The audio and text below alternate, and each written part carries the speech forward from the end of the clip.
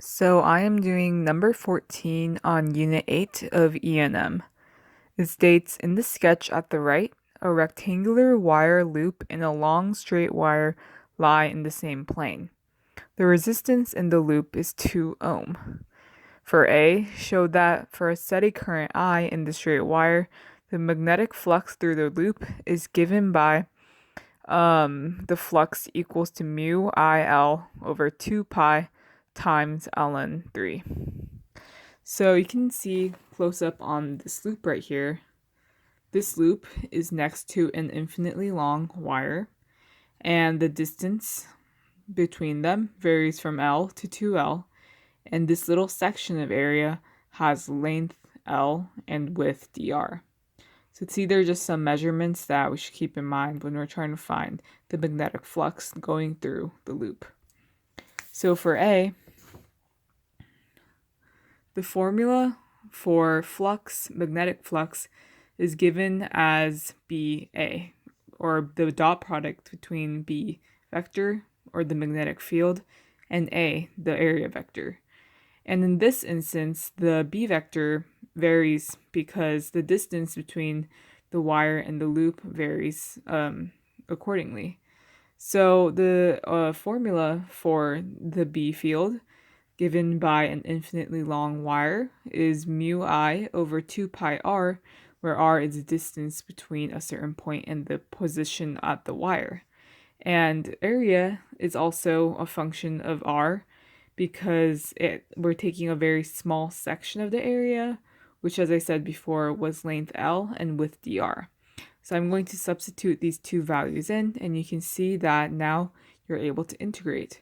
So I take out some of the constants, mu I, L over 2 pi are all constants, so the only thing that's left that must be integrated is 1 over r dr.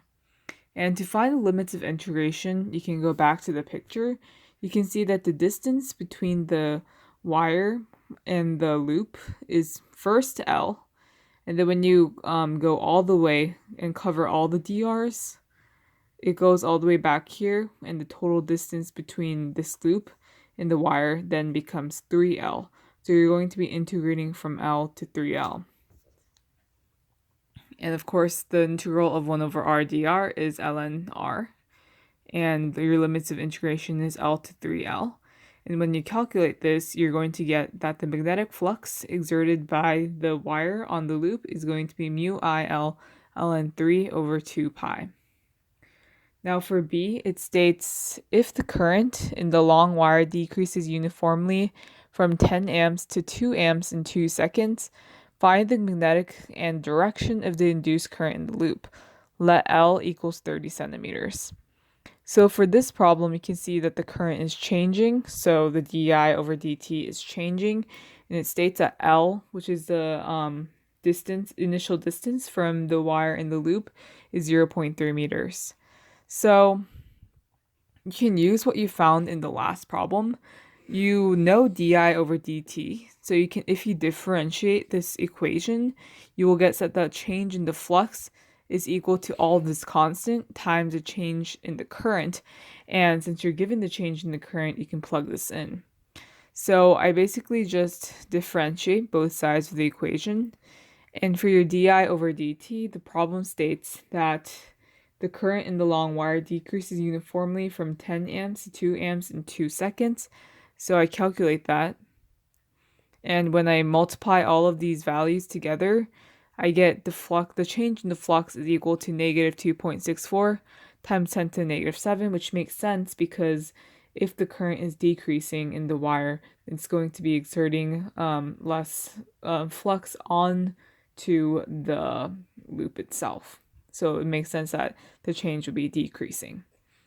And also, another last formula that we will need to find the current that is induced by the loop is that the change in the flux, or the negative times the change in the flux, is equal to the EMF. And this is what causes the current to be induced. So if you use this formula, you'll just need to apply the negative to the change in the current, and you're going to get 2.64 times 10 to the negative 7. And lastly, you use epsilon equals IR, and it gave you in the problem that the resistance is equal to 2 ohms. So if you solve for I, you're going to get 1.3 times 10 to the negative 7 amps. And as for the direction, if you look at this problem right here, if you use a right hand rule to curl your finger around the wire, then you're going to get that it's going to be into the board, into the loop. And since the current is decreasing, as I said before, this it's going to be the magnetic field is going to be weaker into the loop.